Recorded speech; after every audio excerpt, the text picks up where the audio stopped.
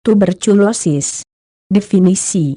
Tuberkulosis adalah penyakit yang disebabkan oleh bakteri Mycobacterium tuberculosa kompleks.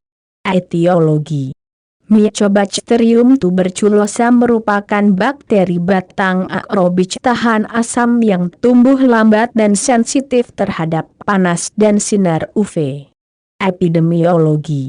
Tuberkulosis merupakan masalah kesehatan yang penting di dunia ini. Pada tahun 1992 WHO mencanangkan TBC sebagai Global Emergency.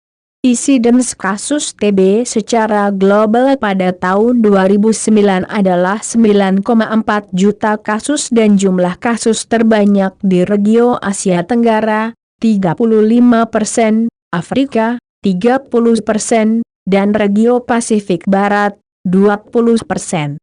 Sebanyak 11-13% kasus TBC adalah HIV positif dan 80%-nya berasal dari Afrika. Patofisiologi. Patofisiologi. Droplet yang tersebar Mycobacterium tuberculosa masuk ke tubuh manusia melalui inhalasi bakteri TSB akan membuat sarang pneumonia di paru, fokus primer GOHN, menuju ke saluran limfe lokal, limfangitis, dan kelenjar limfe lokal, limfadenitis, masuknya kuman TB sampai terbentuknya kompleks primer secara lengkap disebut masa inkubasi TBC. Selama masa inkubasi inilah bisa terjadi penyebaran secara limfogen dan hematogen. Gambaran klinis. Gejala klinis TB dapat dibagi menjadi dua golongan, yaitu gejala lokal, respiratori, dan gejala sistemik. Gejala respiratori, batuk, 2 minggu batuk darah sesak napas nyeri dada. Gambaran klinis. Gejala sistemik, demam malaise keringat malam berat badan menurun. Pemeriksaan fisik. Pada pemeriksaan fisik TB paru kelainan yang didapat tergantung luas kelainan struktur paru. Pada permulaan, awal perkembangan penyakit, umumnya tidak, atau sulit sekali, menemukan kelainan.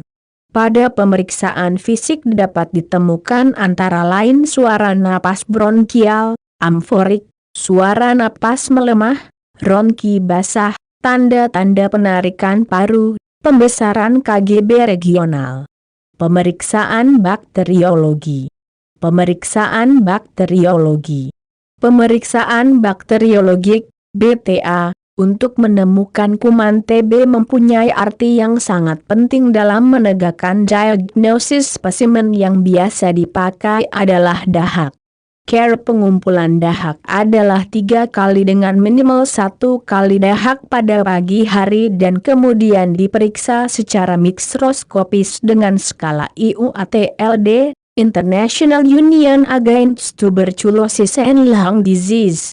Bahan pemeriksaan spesimen yang berbentuk cairan dikumpulkan ditampung dalam pot yang bermulut lebar, berpenampang 6 cm atau lebih dengan tutup berulir, tidak mudah pecah dan tidak bocor.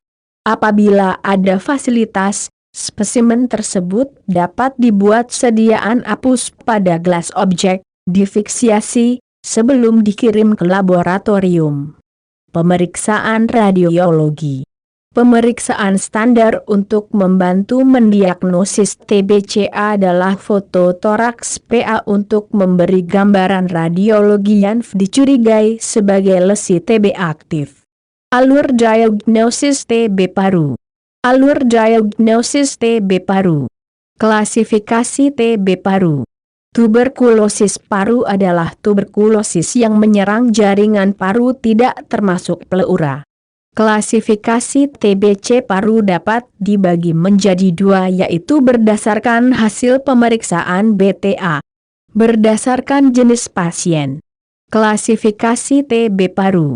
TB paru BTA plus adalah Sekurang-kurangnya 2 dari 3 spesimen dahak menunjukkan hasil BTA positif. Hasil pemeriksaan 1 spesimen dahak menunjukkan BTA positif dan kelainan radiologik menunjukkan gambaran tuberkulosis aktif. Hasil pemeriksaan 1 spesimen dahak menunjukkan BTA positif dan biakan positif.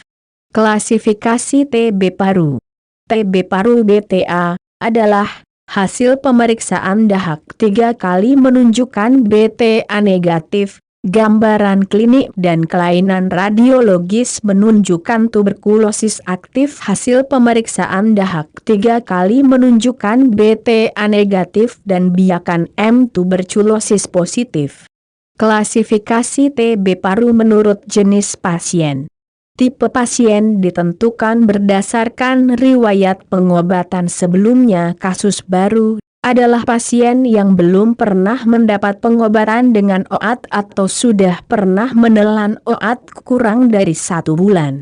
Kasus kambuh, relapse, adalah pasien tuberkulosis yang sebelumnya pernah mendapat pengobatan tuberkulosis dan telah dinyatakan sembuh atau pengobatan lengkap, kemudian kembali lagi berobat dengan hasil pemeriksaan dahak BTA positif atau biakan positif. Klasifikasi TB paru. Kasus defaulted atau dropout adalah pasien yang tidak mengambil obat 2 bulan berturut-turut atau lebih sebelum masa pengobatannya selesai. Kasus gagal adalah pasien BTA positif yang masih tetap positif atau kembali menjadi positif pada akhir bulan kelima, 1 bulan sebelum akhir pengobatan, adalah pasien dengan hasil BTA negatif gambaran radiologik positif menjadi BTA positif pada akhir bulan kedua pengobatan. TB ekstra paru. Tuberkulosis ekstra paru adalah tuberkulosis yang menyerang organ tubuh lain selain paru, misalnya pleura, kelenjar getah bening, selaput otak, perikard, tulang, persendian, kulit, usus, ginjal, saluran kencing, alat kelamin dan lain-lain. Diagnosis sebaiknya didasarkan atas kultur positif atau patologi anatomi. Untuk kasus-kasus yang tidak dapat dilakukan pengambilan spesimen maka diperlukan bukti klinis yang kuat dan konsisten dengan TB ekstra paru aktif. Prinsip pengobatan.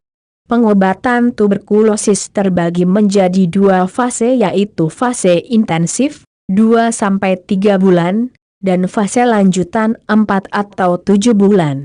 Paduan obat yang digunakan terdiri dari paduan obat utama dan tambahan. Prinsip pengobatan. Tahap awal, intensif. Pada tahap intensif, awal, pasien mendapat obat setiap hari dan perlu diawasi secara langsung untuk mencegah terjadinya resistensi obat. Bila pengobatan tahap intensif tersebut diberikan secara tepat, biasanya pasien menular menjadi tidak menular dalam kurun waktu 2 minggu. Sebagian besar pasien TB BTA positif menjadi BTA negatif, konversi, dalam 2 bulan. Prinsip pengobatan. Tahap lanjutan. Pada tahap lanjutan pasien mendapat jenis obat lebih sedikit, namun dalam jangka waktu yang lebih lama. Tahap lanjutan penting untuk membunuh kuman persister sehingga mencegah terjadinya kekambuhan. Prinsip pengobatan. Paduan obat yang digunakan di Indonesia. TB paru, kasus baru, BTA positif atau pada foto toraks lesi luas. Paduan obat yang dianjurkan, 2-RHZT4RH atau 2-RHZT4R3H3 atau 2-RHZT6Hi. Prinsip pengobatan. TB paru kasus kambuh. Pada TB paru kasus kambuh menggunakan 5 macam obat pada fase intensif selama 3 bulan. Bila ada hasil uji resistensi dapat diberikan obat sesuai hasil uji resistensi. Lama pengobatan fase lanjutan 5 bulan atau lebih, sehingga paduan obat yang diberikan 2-RHZTS1-RHZT5-RHE. Bila diperlukan, pengobatan dapat diberikan lebih lama tergantung dari perkembangan penyakit. Prinsip pengobatan TB paru gagal pengobatan. Sebaiknya kasus TB dengan gagal pengobatan dirujuk ke ahli paru karena ada kemungkinan kuman menjadi resisten terhadap obat. Prinsip pengobatan TB paru kasus putus berobat. Pasien TB paru kasus lalai berobat, akan dimulai pengobatan kembali sesuai dengan kriteria sebagai berikut. Pasien yang menghentikan pengobatannya 2 bulan, pengobatan OAT dilanjutkan sesuai jadwal. Pasien menghentikan pengobatannya 2 bulan. Prinsip pengobatan berobat 4 bulan, BTA saat ini negatif, klinik dan radiologik tidak aktif, perbaikan, pengobatan OAT stop. Bila gambaran radiologik aktif, lakukan analisis lebih lanjut untuk memastikan diagnosis TB berobat 4 bulan, BTA saat ini positif, pengobatan dimulai dari awal dengan paduan obat yang lebih kuat dan jangka waktu pengobatan yang lebih lama. Lini 2, berobat 4 bulan, BTA saat ini positif atau negatif dengan klinik dan radiologik positif, pengobatan dimulai dari awal dengan paduan obat yang sama.